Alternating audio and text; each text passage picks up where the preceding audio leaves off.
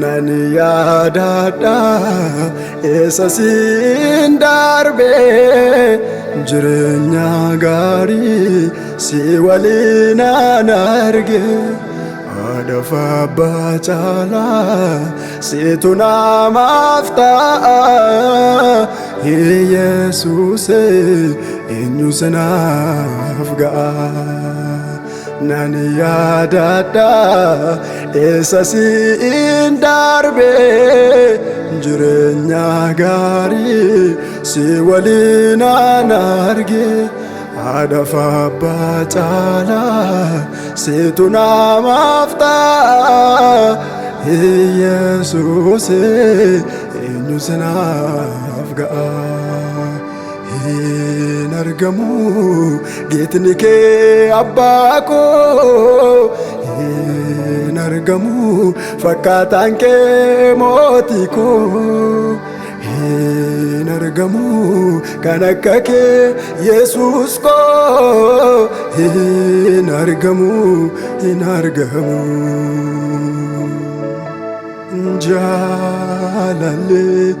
Jalalle siin jedhaan jalalle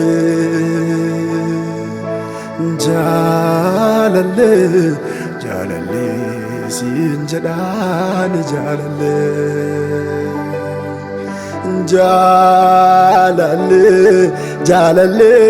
siin jedhaan jalalle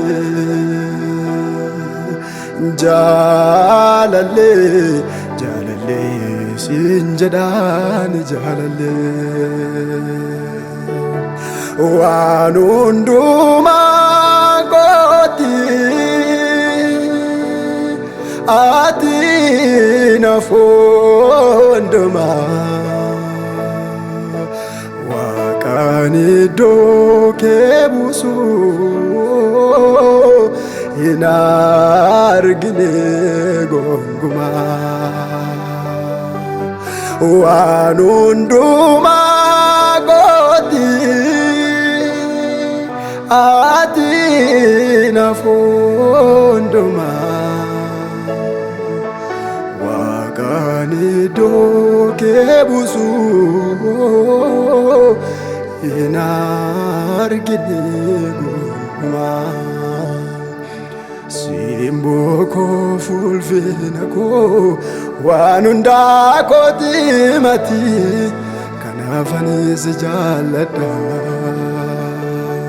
Tirsitee godaa fiddee addanaan na geesserta boriifis naaf dadda. Simboo koof bareedina koo waan hundaa kooti mati kanaafis jaalladha. Tirsitee godaa fiddee addanaan na geesserta boriifis naaf dadda. Qabeenya kan kooti mate yeroo hundumaa ittiin dhaadadhu si kudhaan maddeera anuuf si humtuu gargaar nu baasu. Haleluuyaa. Yesuus yaa abbaa koo gargaara guyyaa rakkinaa hin irraanfadhu lafatti na kaafte sanaa. Yesuus yaa abbaa koo gargaara guyyaa rakkinaa hin irraanfadhu iddoo ati na kaafte sanaa. Walakkaa guyyaa na dhuftetti gammoojjii Bersheebaa oolmaa kee kana jechuun ittiin ibsuun na baame.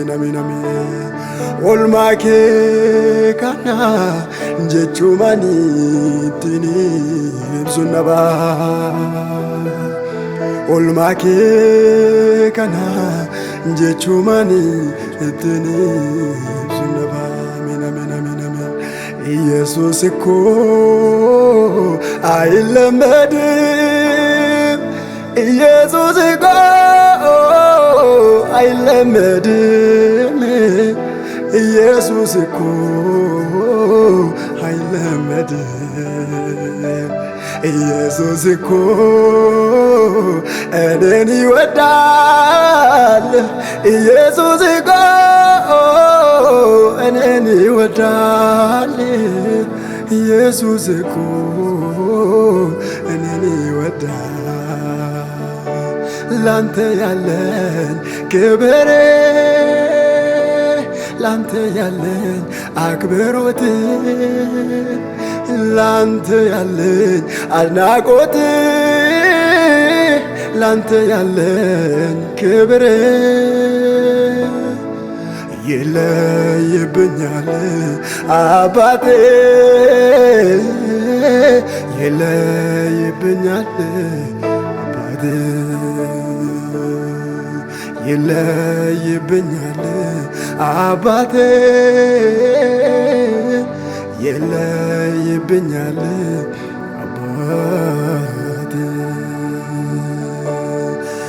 ባሪፈካቴ iftiin atargame gamachuna fume karaa ko jalqabe kaa'e yomunde mose amas dukana alonduma kesati narga ijisa ino funanobsa jadi satofladu gaera yeronsa siraji fajiza jiramalle chimne dabani jeda farsa arkisanungani jiramalle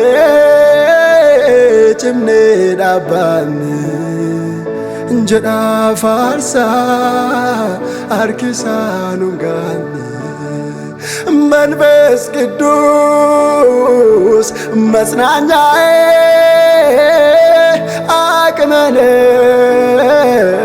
ጉልበት ኃይሌ አማላጄ ነደጀኔ መበርቻዬ ጓደኛዬ ጓደኛዬ